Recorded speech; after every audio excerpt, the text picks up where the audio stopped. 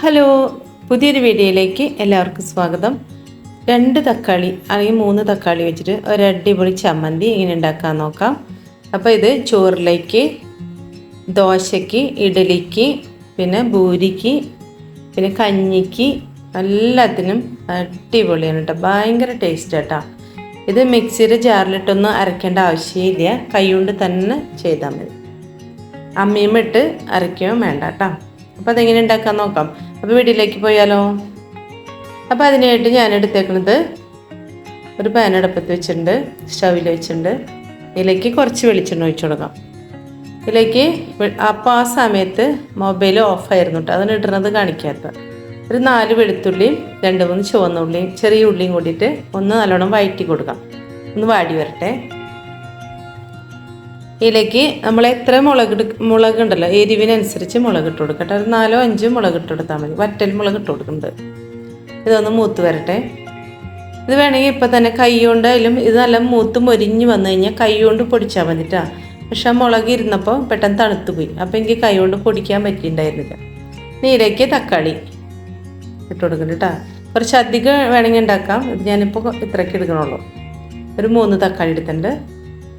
ഇത് 2 ഭാഗം ഒന്ന് വെന്ത് വരട്ടെ, വാടി വെന്ത് വരട്ടെ കേട്ടോ. തൊലിയൊക്കെ ഇളക്കി കളയണം കേട്ടോ. ഇപ്പോൾ ഇതായിട്ടുണ്ട്, ഇറക്കാം. തൊലി ഇതിൻ്റെ കളയണം. ഇതുപോലെ ആയിട്ടുണ്ട്. നമുക്കൊരു പാത്രത്തിലേക്ക് ഇട്ട് കൊടുക്കാം. അപ്പോൾ അറിയാത്തവരൊക്കെ ഉണ്ടാക്കി നോക്കുക. വീഡിയോ കണ്ട് ഇഷ്ടപ്പെട്ടാൽ ലൈക്ക് ചെയ്യാനും കമൻറ്റ് ചെയ്യാനും സബ്സ്ക്രൈബ് ചെയ്യാനും മറക്കരുത്.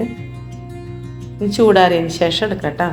അപ്പോൾ ചെറിയൊരു ചൂടുണ്ട്, എന്നാലും തൊലിയൊക്കെ നമുക്ക് പരമാവധി കളഞ്ഞെടുക്കാം. തൊലി കളഞ്ഞിട്ട് ചമ്മന്തി പിടിക്കണം, അപ്പോഴാണ് ടേസ്റ്റ് വരും കേട്ടോ.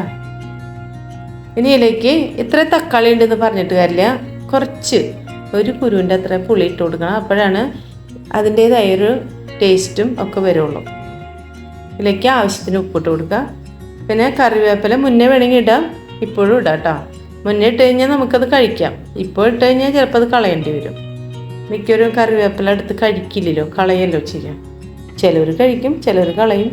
ഇപ്പോൾ ചതച്ച് കൊണ്ടിട്ടുണ്ട്. മുളക്, ഉള്ളി, വെളുത്തുള്ളി ചതച്ച് ഒരു കുഞ്ഞൊരു ചതക്കണയിലിട്ട് ചതച്ച് കൊണ്ടിട്ട് എനിക്ക് നമ്മൾ ഇത് ചതക്കണില്ലേ, ഉള്ളിമുളക് ചതക്കണയിലിട്ട് ചതച്ചാൽ മതിട്ട്. തക്കാളി മിക്സിയുടെ ജാറിൽ വന്നിട്ട് ഇറക്കിയേ വേണ്ട. എനിക്ക് അങ്ങനത്തെ ഉണ്ടായിരുന്നു കേട്ടോ, പക്ഷെ അത് ഞാനും മേടിച്ചിട്ട് മണ്ണ് ഇളകണ് വന്നപ്പോൾ പിന്നെ ഞാനത് ഉപയോഗിക്കാണ്ടായി. ഇതിലേക്ക് വെളിച്ചെണ്ണ ഒഴിച്ചു കൊടുത്തിട്ടുണ്ട്. അടിപൊളി തക്കാളി ചമ്മന്തിയാണ് കേട്ടോ. എല്ലാവരും ഉണ്ടാക്കി നോക്കുക, എല്ലാവർക്കും ഇഷ്ടപ്പെടും ഈ ചമ്മന്തി. വളരെ എളുപ്പമാണ് ഉണ്ടാക്കാനായിട്ട് കണ്ടോ. പിന്നെ അതിൻ്റെ വേസ്റ്റ് ഉണ്ടെങ്കിൽ അതെടുത്ത് കളയാം. അപ്പോൾ പുതിയ വീഡിയോയുമായിട്ട് വീണ്ടും വരാം.